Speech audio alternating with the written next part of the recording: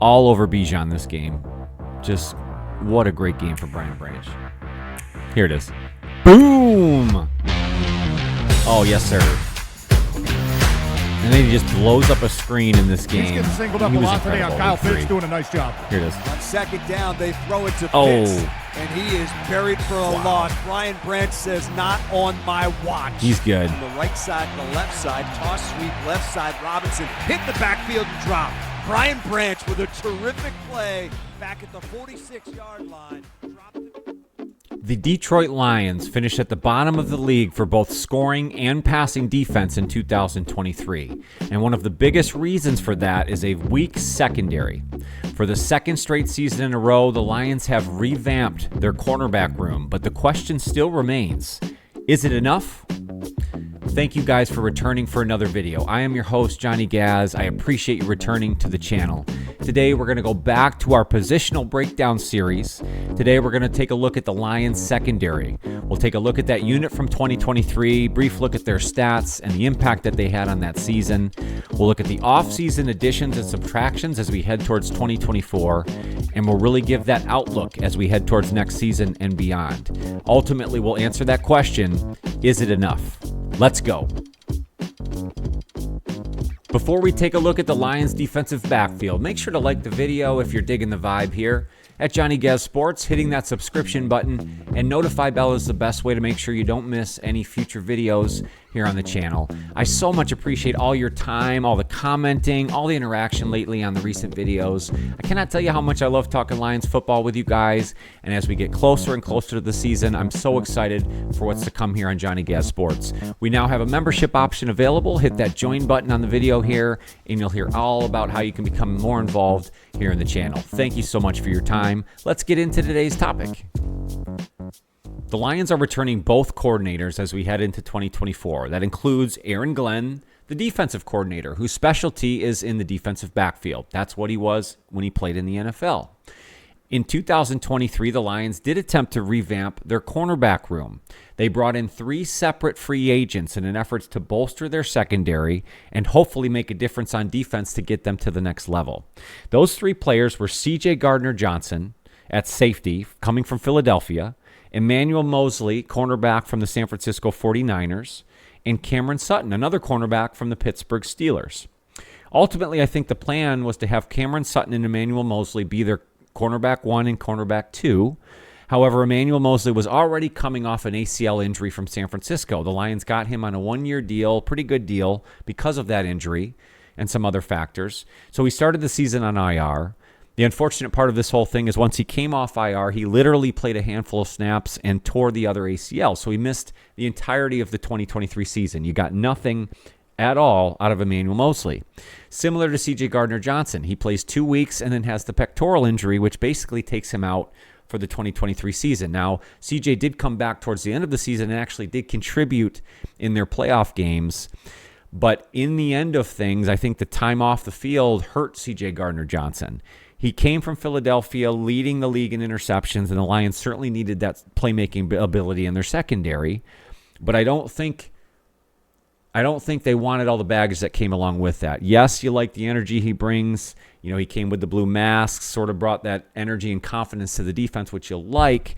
But I think it sort of towed the line to the other side in a few situations. And the Lions organization historically doesn't deal with that, and especially with the new culture that's breeding around the Detroit Lions, they just aren't going to deal with that sort of player. So I think it made it easy to say goodbye to C.J. Gardner-Johnson, and on his way out, he sort of proved himself to be exactly what we've described here. And again, this isn't a C.J. Gardner-Johnson destroy video, but I just don't think that he was the right fit as they move forward. Cameron Sutton, we won't necessarily get into all the off-field baggage that occurred this offseason. I did make a specific video and update the news on that if you want to take a look and get more information. But ultimately, the Lions cut ties because of some off-the-field issues, domestic issues that he had. And again, it goes back to the culture fit. But after all said and done, voiding some of that contract once all the off-the-field issues and the legal process played out, the Lions only ended up being responsible for $2.18 million in 24 and $6.54 in 25, and I think that's specific to the guaranteed signing bonuses. Now, because these 3 free agent signings really didn't pan out, it put a lot of their depth pieces in a bad spot. Guys like Jerry Jacobs and Kindle Vildor were spotlighted as main cornerbacks because they had to play directly behind Cam Sutton, and they didn't have Emmanuel Mosley or C.J. Gardner-Johnson, to obviously help. So it put those guys in a really tough spot, and they shouldn't be expected to cover big-time wide receivers. As we got towards the end of the season, we played teams like Minnesota, Dallas, San Francisco, so on and so forth, that have good passing games, big-time wide receivers, Justin Jefferson, CeeDee Lamb. We couldn't cover those guys. Cam Sutton, I think, although he was very serviceable throughout 2023, again, at the end of the season, I think it was highlighted that he is not a true number 1 cornerback, a true lockdown guy. He's just not that guy. He's not athletic or fast enough truly to play that game, and that's not his fault. But I think that then caused sort of the situation that we're at then. It put the Lions in a tough spot defensively in the secondary towards the end of the season. They ended up having to shift some things around defensively to make this work. And I think it really aided in why the defensive line struggled so often. I mean, the crazy stats that I look at here in this situation is that the Lions gave up 7.4 yards per pass play, according to Bleacher Report, in 2023. That was 30th in the NFL. On the opposite end, though, they were also first in pressure percentages. So, yes, you would love for the Lions to have gotten home more, gotten more sacks, because that does help a secondary. But on the opposite end of that argument, if we have a little bit more lockdown, if we give just that one extra brief moment of coverage, that may allow a sack to get home. So I just think that those stats would indicate that the secondary is truly more of the problem than the defensive line. The Lions knew they had to focus on the defensive side of the football in the 2024 offseason. Obviously, the secondary is primary concern. So as we head into 2024, the Lions have revamped their cornerback room yet again. They started off this offseason by trading for Tampa Bay Buccaneers cornerback Carlton Davis. They gave up a 3rd-round pick, number 92. In return, they get Carlton Davis and a pair of 6th-round picks, one in 2024 and one in 2025. But they're getting a guy in Carlton Davis that has now several years of experience, a veteran. He's won a Super Bowl. He has that ultimate game experience the Lions are looking for, and I think they are sort of looking at him as that step up from Cameron Sutton. They really need Carlton Davis to come in and be that experienced cornerback, the number 1 guy that can sort of lead what will be the rest of this secondary, the rest of the cornerback room, this young group of players that will hopefully take him to the next level. They continued to add this offseason by signing free agent Amik Robertson from the Las Vegas Raiders. They got him on a 2-year deal at $9.25 million. However, they do have some opt-out options for year 2. Amik Robertson, more of a slot nickel cornerback, but a guy that over the course of 2023 proved himself, worked him into a starting role in Las Vegas, and he's a very feisty, physical player. And I think the Lions like that, and so they bring him in on a 2-year deal. The Lions also went ahead and re-signed Emmanuel Mosley, which was a little bit of a surprise to me, but I think they really like him. They like the upside that you have if they can get him healthy. Unfortunately, he's coming off of a second ACL injury, but they did bring him back on a 1-year deal, which is up to $2.875 million. That's almost half of what they offered him the year before. Makes sense with the injury, and it's got a lot of proven incentives built in, which is really smart. They also brought back cornerback Kindle Vildor on a 1-year deal worth $1.29 and some change. And he's a guy the Lions really like. He came from Chicago. He's familiar with some of the coaching staff here with the Lions. And again, he really should be used as a depth piece, and I think that's the plan now in 2024. On top of everything else, the Lions double-dipped in the 2024 NFL Draft by taking 2 corners in the first 2 rounds. We know the Lions went ahead and drafted Terrion Arnold by trading up in the first round of this last year's draft from pick 29 to pick 24, exchanging picks with Dallas at the time. They gave up a 3rd-round pick, number 73, in this trade. But most considered Terrion Arnold to be the best cornerback in the class. Lions certainly came out and said he was their number 1 cornerback, and they were not hesitant to make the move to go and get him. Let's do a small dive into Terrion Arnold. He was born March 22nd, 2003. He's originally from Tallahassee, Florida, where he went to John Paul II Catholic High School. There he was a 4-star recruit, and of course he attended Alabama University. He went there from 2021 to 2023. He was a first-team All-American and All-SEC. He led the SEC with both passes defended and interceptions there in his final season. He stands at 6 foot, at 190 pounds. He is extremely athletic and fast. He's a twitchy, sort of man-on-ball cornerback. He's proven that through, the offseason training and the minicamp so far. He's been making plays, shown his personality. He's really come out and shown himself to be what I think is a true cornerback one. So I'm very excited for what the future holds for Terrion Arnold.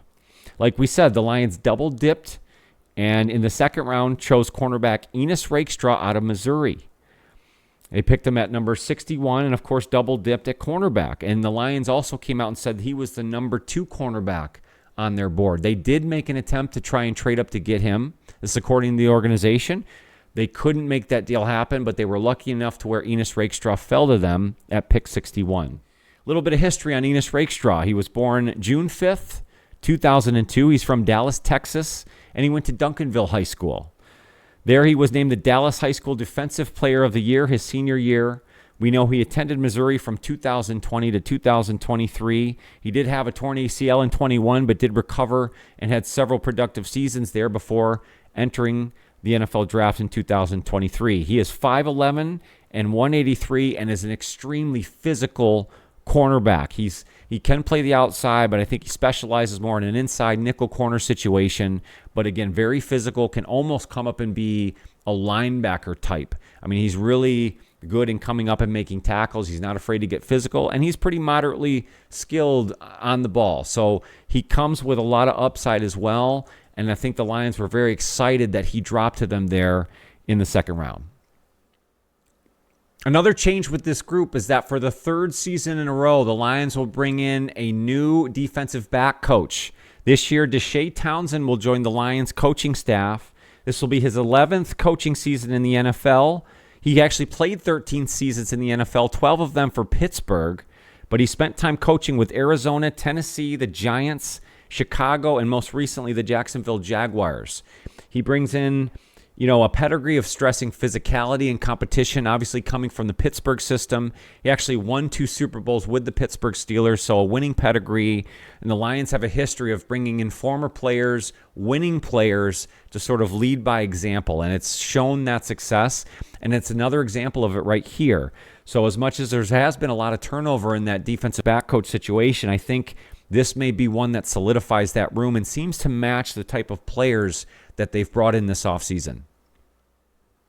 So let's take a quick snapshot of this revamped defensive backfield heading into 2024. We've outlined all of the key additions. We know about the subtractions.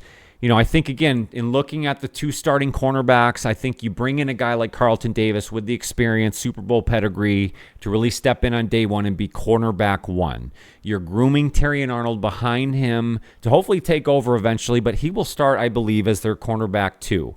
Behind them, on the outside, again, you're hoping that the Emmanuel Mosley recovery goes well.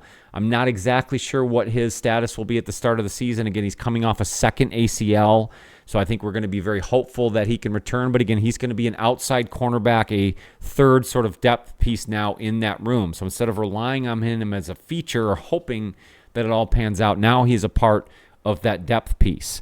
We talked about the drafting of Ennis Rakestraw, as well as you have experience now with Kindle Vildor and a guy like Khalil Dorsey, which unfortunately just suffered a recent injury in minicamp. It sounds like it's not overly serious, but they really like him. Again, a depth piece at corner and is very involved in the special teams game as well. Thinking about the nickel cornerback position, we started this video highlighting Brian Branch, and I don't want to leave him off of a conversation about the Lions secondary. Yes, we're discussing the revamped cornerback room, but truthfully, this secondary will go as far as I think Brian Branch is willing to take them. He proved in his rookie season he's a playmaker, he's a ball hawk, he's a lot faster than the scouts gave him credit for. I think that's why he dropped, along with some other reasons there, but I think he's proven that he is a playmaker. And the Lions will have to rely on him in his second season. Hopefully he is recovering off of this ankle injury he had. This was, towards the later stages of the season. He was able to play through a lot of it, but the Lions have come out and admitted he went in for some surgery to clean some stuff up, as they claim, and he has not been participating in offseason workouts to this point, so you hope everything works out. But the word is that he will be ready to go at the start of the season. So you're going to rely on him sort of as your primary nickelback, but he can be used as your Swiss Army knife, and we've said that in previous videos. He's going to be a key piece to the secondary.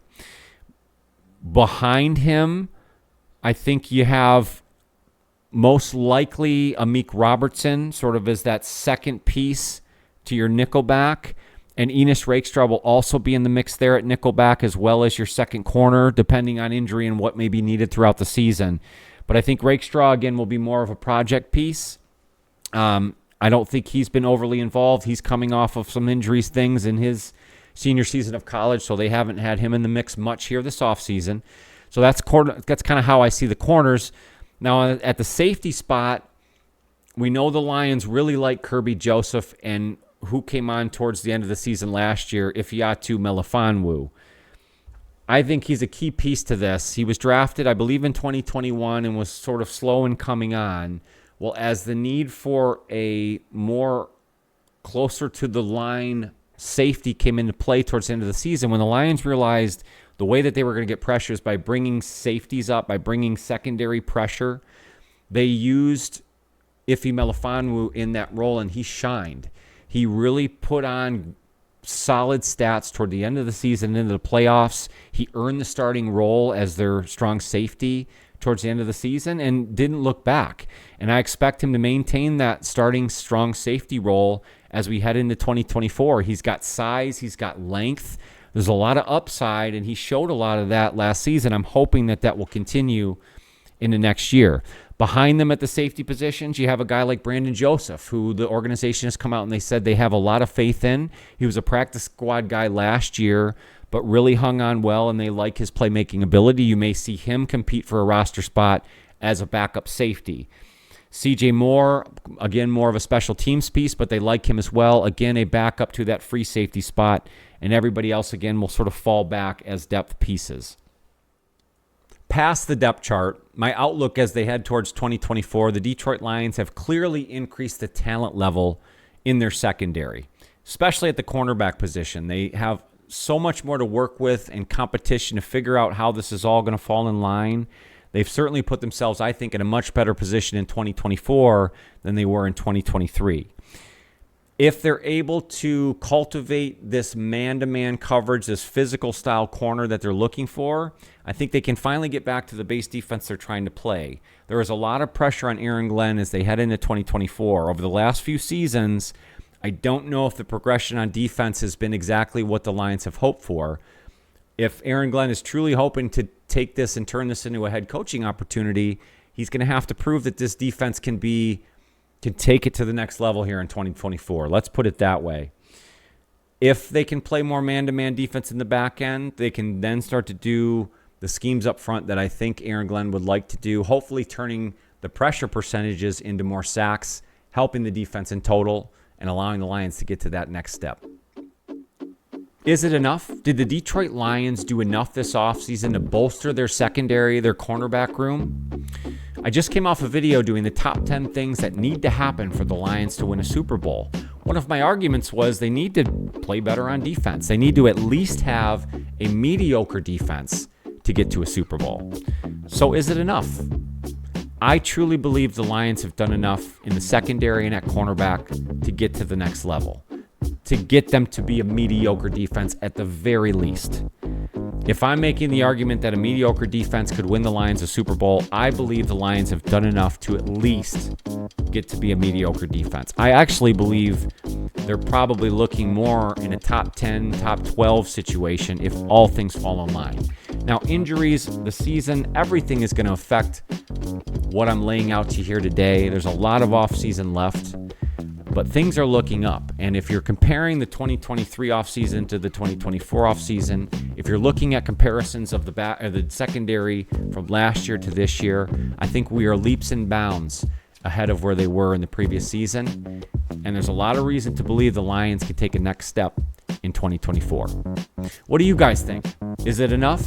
Did they do enough in the secondary and the defensive backfield to take the next step? Let me know in the comments. I'd love to hear what you guys have to say. It's been great interacting with you on these recent videos, and I'd love to hear from you with today's topic.